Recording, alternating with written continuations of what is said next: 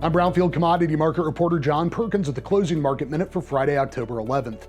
Soybeans and corn did both end the session lower. Now the USDA made modest month-to-month changes for U.S. corn and soybean production, but both crops are expected to be well above a year ago thanks to some very strong yields, including record yield numbers in some key U.S. states.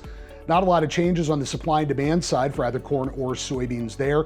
Corn was modestly lower than a month ago, now below 2 billion bushels, but only just, while the domestic ending stocks projections for soybeans were unchanged. Not a lot of adjustments on the global side of the ledger either for corn or soybeans. In Chicago and Kansas City, wheat were down. The USDA did lower U.S. wheat ending stocks and made minimal changes to the global numbers. They did reduce the production outlooks for the European Union and Russia while raising Ukraine just slightly. USDA's next round of supply and demand numbers is out on November 8th.